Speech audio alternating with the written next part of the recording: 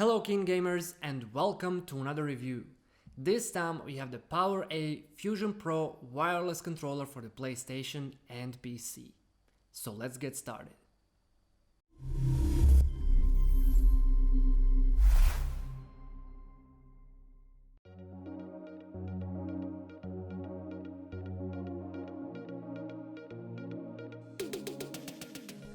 The unboxing experience of Fusion Pro is simple, yet it immediately establishes the controller as a premium product. The colorful box holds the controller in a neat, hard plastic protective case, reminiscent of the one coming with the Xbox Elite controllers. It's a great thing to have if you are in the habit of carrying your controller around with you, or even just as a nice and tidy place to keep it, along with all the included accessories. Speaking of accessories, first you have two standard replacement thumbsticks along with an extra pair of blue anti-friction rings in case you want to add a bit more color to the controller.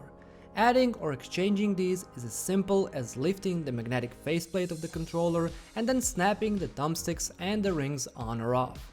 Second, you have a thumbstick clip of sorts for racing or flying games that will prevent accidental finger slip-offs and increase movement precision. And lastly, something that I'll come back to a bit later, there's the paddle Pro Pack and the cover for where it connects to the controller in case you don't want to use it. As far as the controller itself goes, the first noticeable thing about it is the pure design minimalism. While it might look somewhat uninspired, it's a really no-nonsense, straight-to-the-point controller that looks to emulate the simplicity of the DualShock without unnecessary gaming embellishments. With that in mind, the Fusion Pro also has all the features of a first-party PlayStation controller, from the standard face buttons and the symmetrical analog sticks, all the way to the touchpad, the 3.5mm headphone jack, the speaker, motion sensors, and dual rumble motors. The second thing to notice about the controller is how much heftier and weightier it is than the standard DualShock. It's somewhat difficult to describe when talking about its size, because on paper they have roughly the same dimensions. However, each segment of the Fusion Pro is just a bit thicker, which adds up for a significantly added heft that you truly notice only when you grab a hold of the controller. I have relatively normal sized hands, and on the DualShock I can easily and comfortably hug the controller so my thumbs connect in the touchpad area. While on the Fusion Pro they barely reach the size of the touchpad and I have to put some serious effort to extend them in order to connect. However, despite the added size, all the buttons on the Fusion Pro as well as the analog sticks are easily and comfortably accessible, and you'll probably completely get used to the size after a short adjustment period.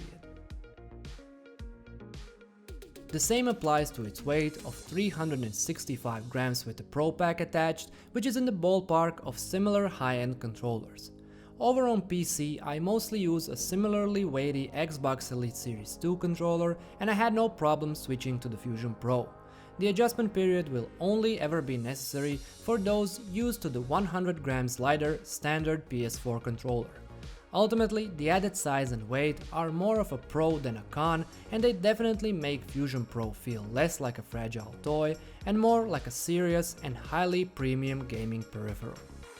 This is further boosted by its build quality and the materials used. The top of the controller features a soft and highly comfortable matte plastic that's much less prone to getting shiny and oily after prolonged usage. The rear grips of the controller are rubberized, which adds to the comfort and makes it so you don't have to worry about the Fusion Pro getting slippery. The rubber is also a different color and has the same triangular pattern as seen on the touchpad, which is a nice little design detail that makes these segments stand out a bit when compared to the minimal smoothness of the rest of the controller. One last example of a really thoughtful design is the charging port and cable. The port itself is located in a small indent on the back of the controller, and the connector has a small plastic mechanism so it snaps firmly in place when you plug it in. This keeps the often unreliable and easily breakable micro USB completely protected and doesn't allow the very long cable to bend, flex, or accidentally unplug from the controller.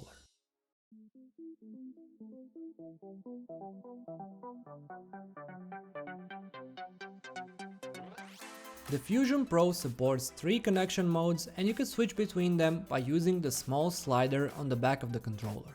The leftmost one is for when you want to connect to the PS4 via Bluetooth or with the USB. The middle one for when you want to use an exclusive USB connection, and the one on the right enables a wired PC connection. Wired modes are self-explanatory, and connecting the controller via Bluetooth is as easy as holding the PS and share buttons together for a couple of seconds. Whichever platform you game on, after getting used to the size and weight, using the Fusion Pro is almost a perfect experience. It feels quite robust and comfortable when held, with the textured back providing a good grip. The face buttons are clicky and tactile, but also somewhat less noisy than on the DualShock, which to me made them somewhat more satisfying to press. The D-pad, a weak point for many controllers, doesn't have those audible clicks when pressed, but it's still strangely satisfying to use, on top of being sufficiently precise. What's also comparable to the first-party controller, both in terms of texture and resistance, are the thumbsticks. Using them felt great, and while I can't attest to long-term usage, I experienced no stick drift whatsoever during my time with the controller.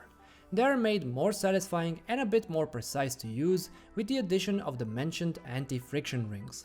While these are essentially small ringed pieces of plastic, they truly make every thumbstick to controller interaction feel buttery smooth. It's somewhat difficult to explain, and something that you can notice only if you use it side by side with the regular DualShock.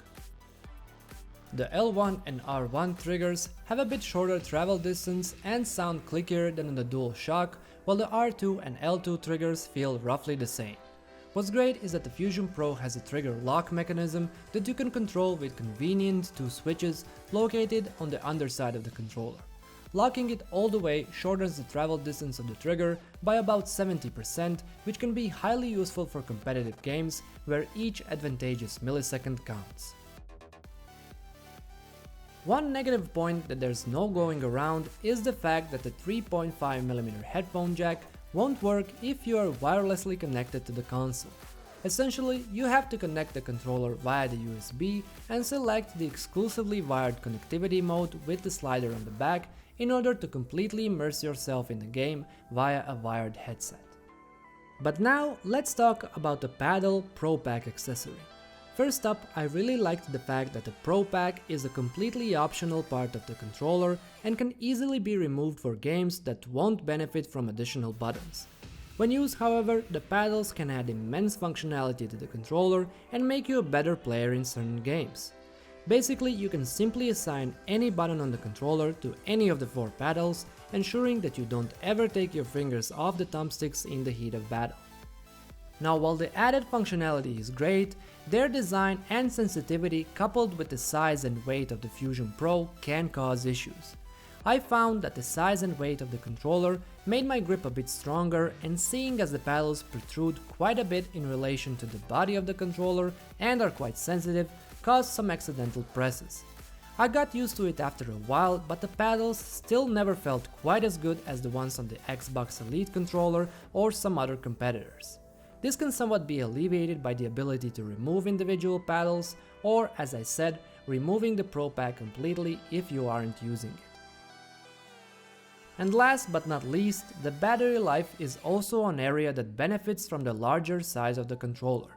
Fusion Pro's battery lasts significantly longer than the one on the DualShock, and you can easily squeeze around 15 to 20 hours of playtime on a single charge. Ultimately, the PowerA Fusion Pro is a versatile, meaty controller both in terms of build quality and functionality. Of course, it has some issues, and the minimal design definitely won't win any awards. But the true appeal of Fusion Pro lies in the fact that it offers the familiar but improved DualShock experience with some amazing additions that definitely make it worth the high asking price. If you like what you've seen in this video, the product link will be included in the description down below. And also, don't forget to like and subscribe to KeenGamer for more reviews just like this one.